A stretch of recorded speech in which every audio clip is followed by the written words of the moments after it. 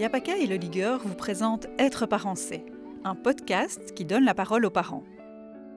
Des femmes et des hommes y témoignent de leur quotidien avec leurs enfants, leurs difficultés, leurs questionnements, leurs astuces et autres bouts de ficelle. Chaque quinzaine, retrouvez un nouvel épisode Être parent c'est sur toutes les plateformes de podcast. Bonne écoute! Bonjour, je m'appelle Oscar, je suis le papa de Marianne, qui a 14 ans maintenant. Pour moi, être papa, au départ, c'était un grand saut dans l'inconnu. J'ai eu ma fille assez tard, j'avais déjà 41 ans à la naissance. Au début, c'était comme tous les jeunes parents, c'est le monde de la découverte, que tout est difficile, on doit tout réapprendre. Puis les bébés changent tellement vite, dès qu'on a l'impression de maîtriser la situation, le bébé a évolué et il faut tout recommencer. Mais globalement, la première année, les 18 premiers mois, ça se passait très bien. Et notre fille, elle était calme, elle a fait ses nuits assez vite, donc tout allait pour le mieux, quoi. Sauf que donc vers ces 18 mois, on a commencé à s'apercevoir qu'elle avait l'air de bouger un peu moins. Elle avait commencé à marcher, mais elle marchait de moins en moins longtemps. Il y a eu 2-3 épisodes où en fait elle s'écroulait un peu comme une poupée de chiffon, comme s'il n'y avait plus de muscles quoi, pour la tenir. Et après, on a dû s'absenter une semaine pour le mariage de ma sœur. Et pendant ce séjour, les phénomènes en fait sont aggravés de manière assez spectaculaire. Elle ne portait plus la tête, elle ne pouvait plus marcher du tout. Même quand on la mettait assise sans rien, elle tombait. Donc on a décidé d'aller bien sûr aux urgences. Et là, ils ont fait un scanner et ils ont découvert une tumeur au cerveau. La tumeur, c'était un papillome du plexus choroïde, ça s'appelle. Donc, c'est une tumeur bénigne qui a poussé en fait à l'intérieur des ventricules, qui sont un peu les cavités à l'intérieur du cerveau.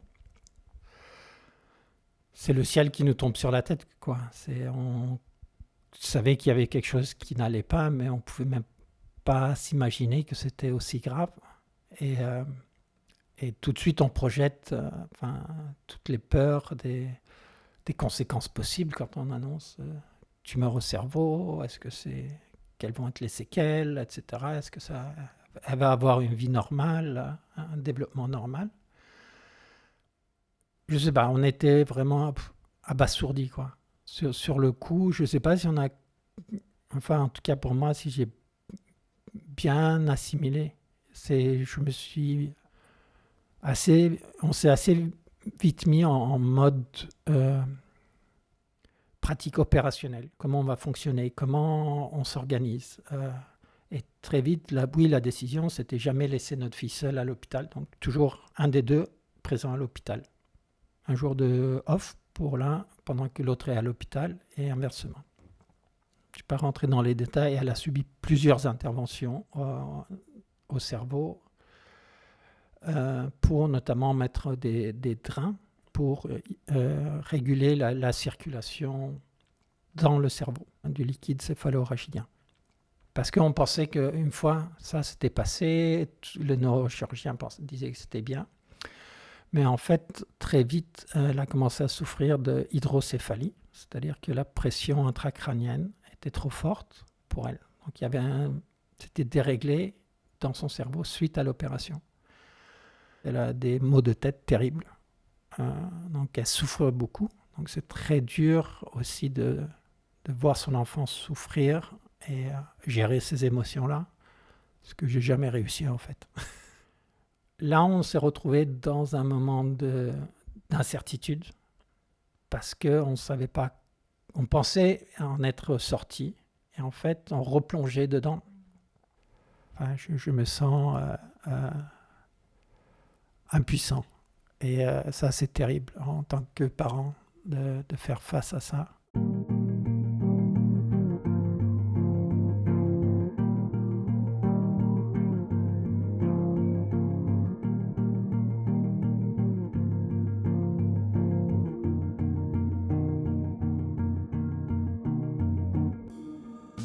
Ce qui est aussi très difficile avec avoir donc un enfant de 18 mois qui tombe malade de manière aussi grave, c'est que l'enfant ne parle pas. Jusqu'à ses 3 ans, elle était très docile à l'hôpital. Elle se laissait soigner, elle se laissait faire des piqûres, etc., sans broncher. Et après, elle a commencé à réagir parce que, en fait, sa maladie, ses hydrocéphalies, ont continué pendant 7 ans. Et je ne sais même plus combien de fois elle est hospitalisée.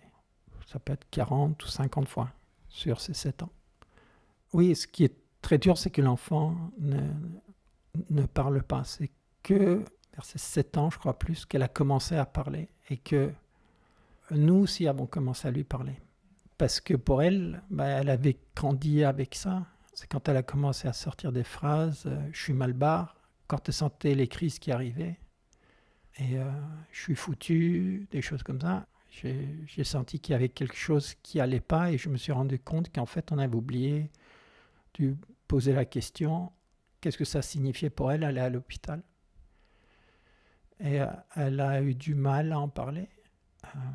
Elle avait tellement pris l'habitude en fait d'être hospitalisée qu'elle était contente parce qu'elle avait retrouvé la salle de jeu et puis l'animatrice. Et elle a dit oui parce que j'ai pas eu le temps de terminer mon bricolage que j'avais fait la dernière fois, donc je vais pouvoir le terminer.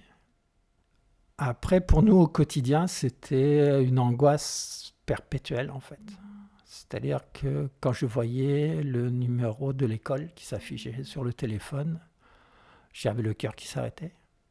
Parce que quand ils appelaient, ils disaient que oui, Marianne a vomi, elle va pas bien, et ça voulait dire qu'elle faisait une crise, et qu'il fallait tout lâcher et puis aller la chercher. Le seul point important et positif aussi, c'est que ces crises n'étaient pas dangereuses pour elle. En fait, même si c'est très pénible à vivre, c'est très douloureux. Enfin, si la pression baissait dans les 24-48 heures, il n'y avait pas de séquelles.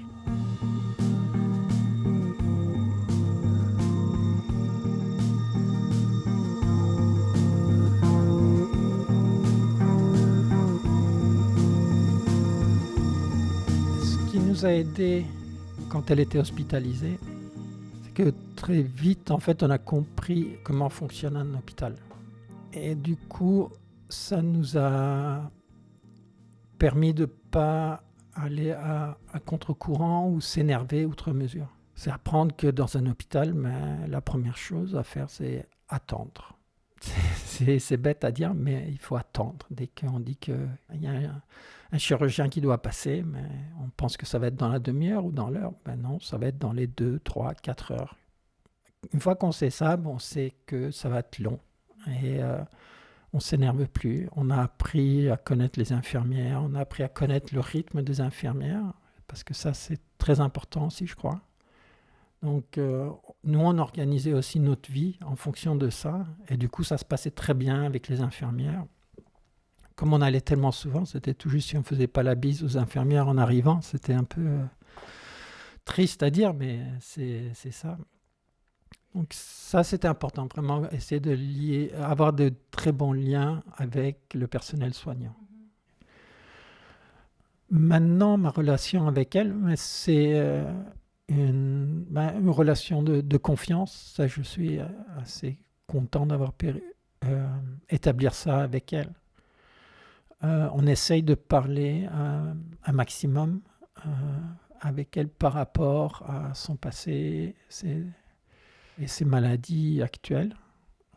Parce que malheureusement, une fois que les troubles de hydrocéphalie qui ont duré 7 ans s'est arrêté, en fait, elle a développé de l'épilepsie. Maintenant, avec elle, c'est être à l'écoute, la soutenir, donner tout l'amour qu'on peut. Et essayer de faire au mieux parce qu'il n'y a pas, il y a pas de manuel. On fait comme on peut. Aussi essayer de la pousser à explorer de nouveaux horizons. Elle fait des activités, donc, ce qui nous encourage beaucoup. Quelque part, ça peut paraître un peu paradoxal, mais ça a vraiment cimenté notre famille. Ça nous a énormément soudés. Si vous aussi vous souhaitez partager vos histoires de parents, contactez-nous par email à yapaka@yapaka.be. Retrouvez l'ensemble de la campagne Être parent c'est et commandez le livre sur yapaka.be. Une initiative de la Fédération Wallonie-Bruxelles. Le podcast est soutenu par Le Ligueur et le montage est réalisé par Marguerite Le Bourgeois.